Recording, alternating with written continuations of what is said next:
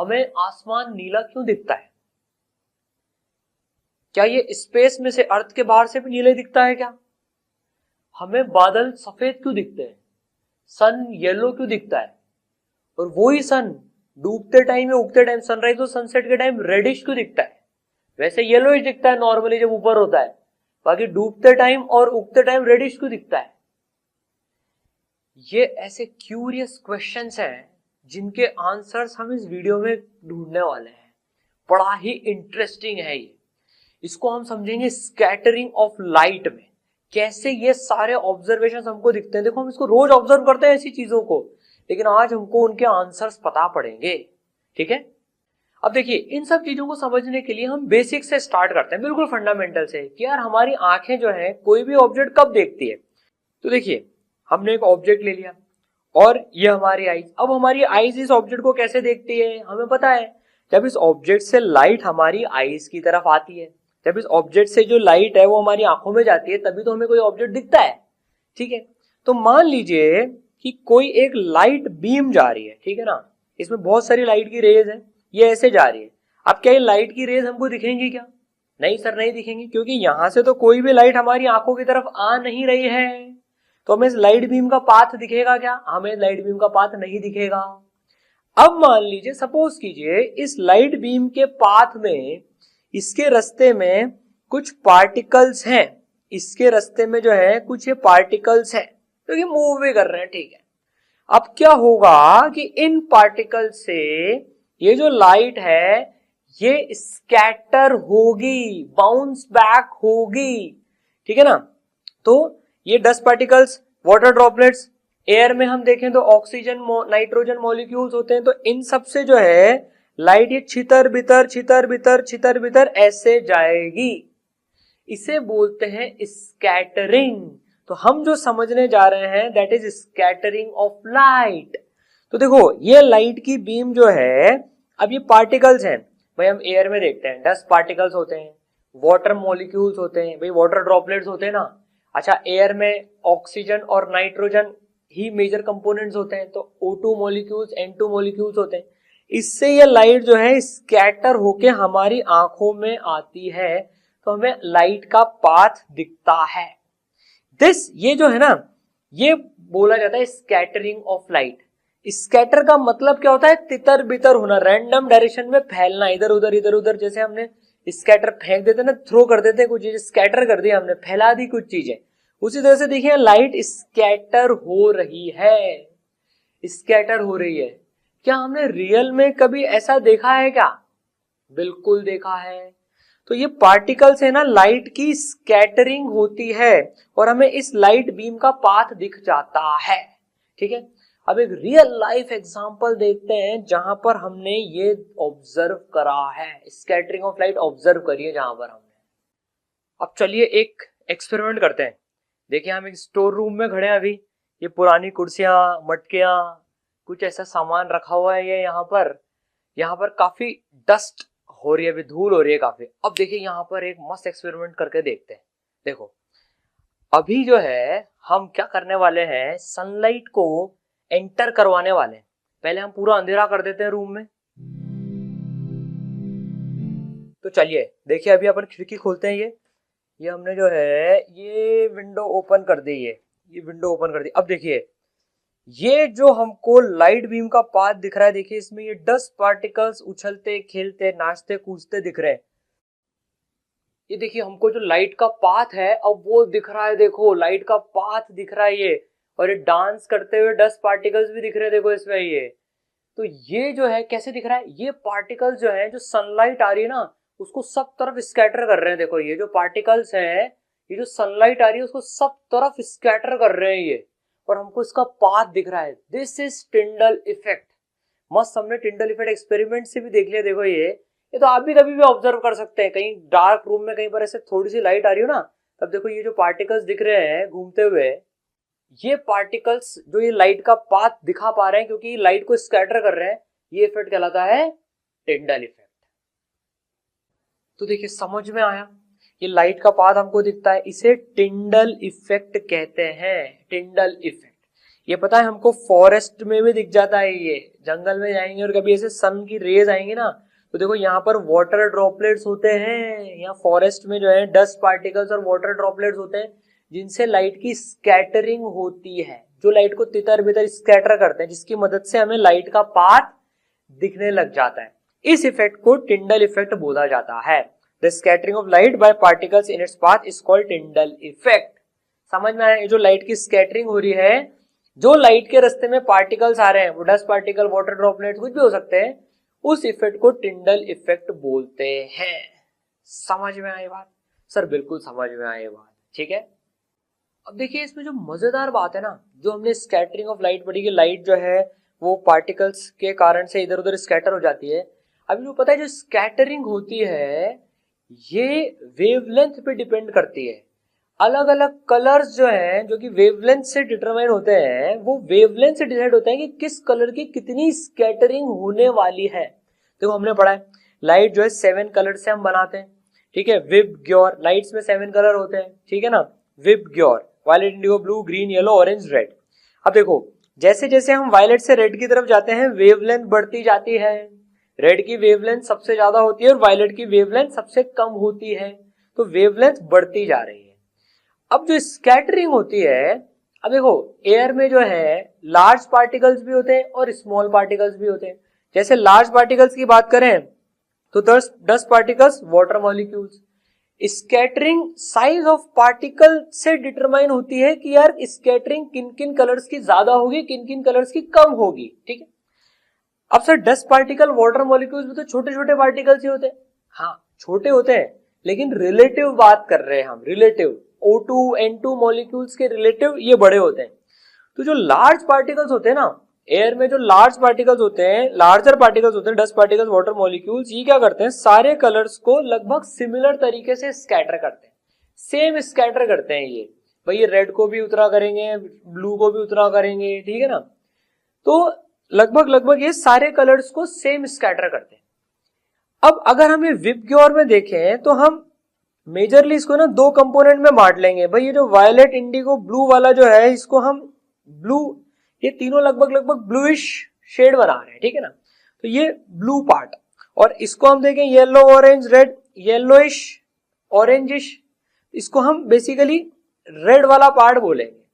तो देखो जो स्मॉल पार्टिकल्स होते हैं ना, जैसे कि O2, N2 मॉलिक्यूल्स, ये क्या करते हैं, जो स्मॉल पार्टिकल्स होते हैं, फाइन पार्टिकल्स होते हैं, ये ब्लू कलर को सबसे ज्यादा स्कैटर करते हैं। ब्लू कलर की वेवलेंथ देखो सबसे कम होती है, तो जो लोअर वेवलेंथ होती है उसकी स्कैटरिंग सबसे ज्यादा होती है। तो ब्लू कलर सबसे ज्यादा स्कैटर करते हैं और सबसे कम रेड कलर स्कैटर होता है। तो ब्लू कलर की स्कैटरिंग सबसे ज्यादा होती है और रेड पार्ट की स्कैटरिंग सबसे कम होती है, ठीक है।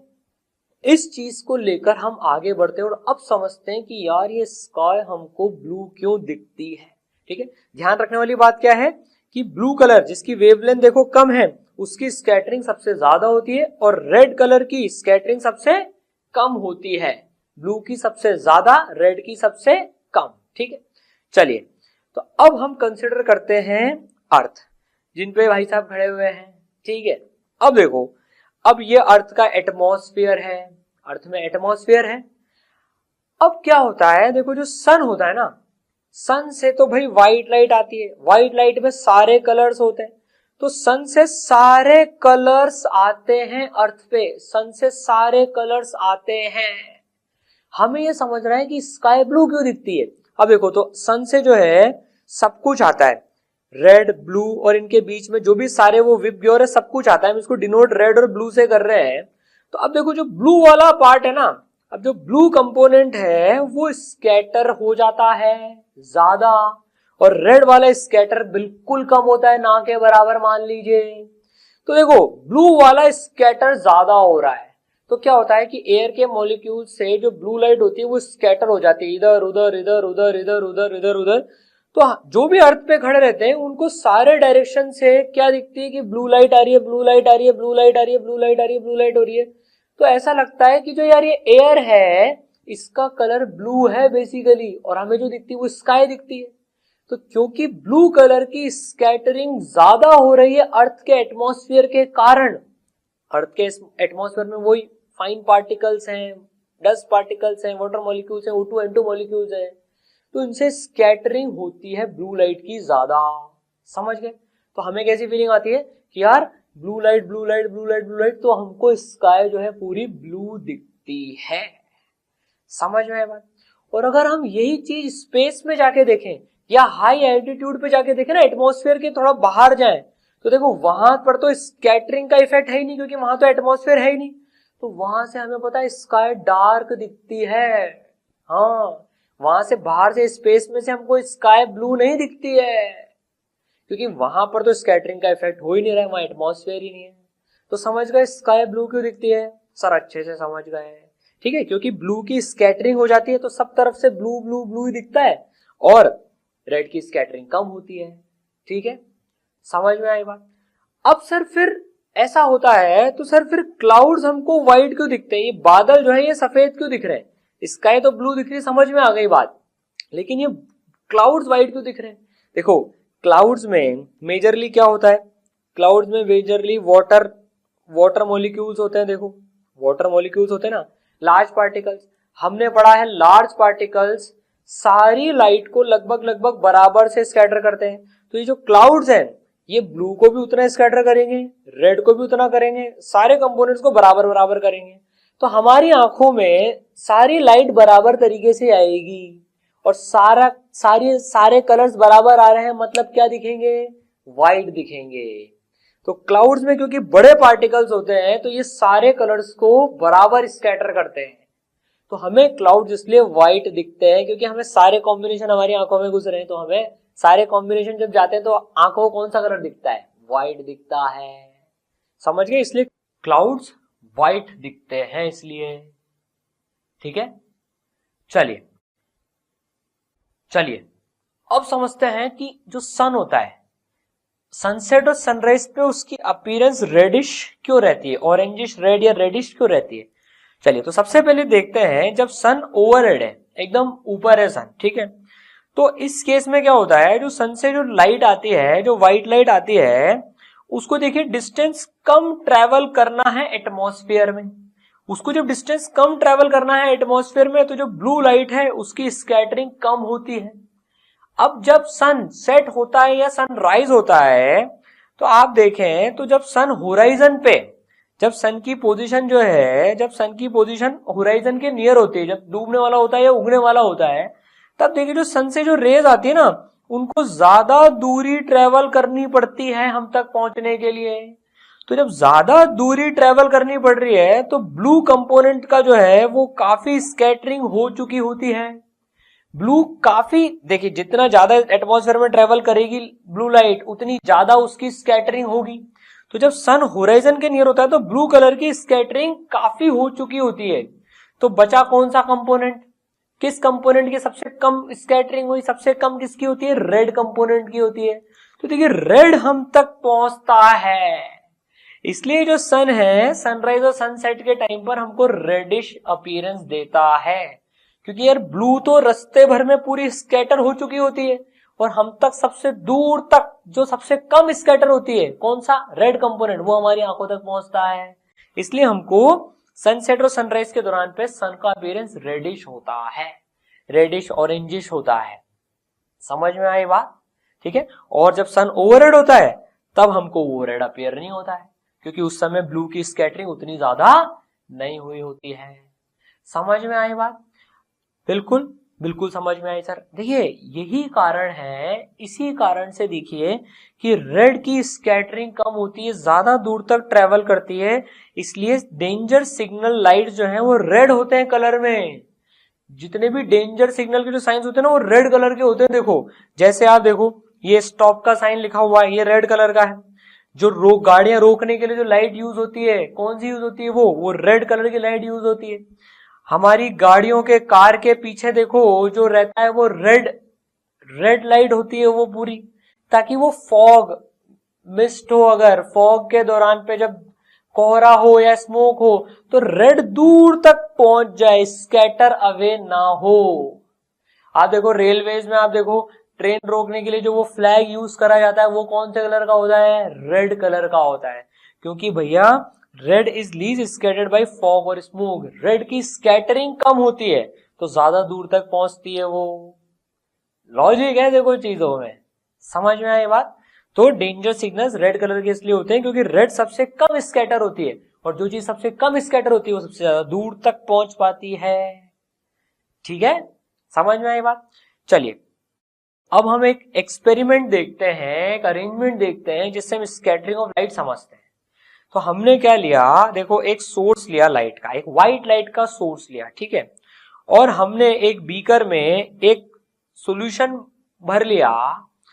बेसिकली कोलोइडल सॉल्यूशन हमने बना लिया। कैसे बनाया कोलोइडल सॉल्यूशन?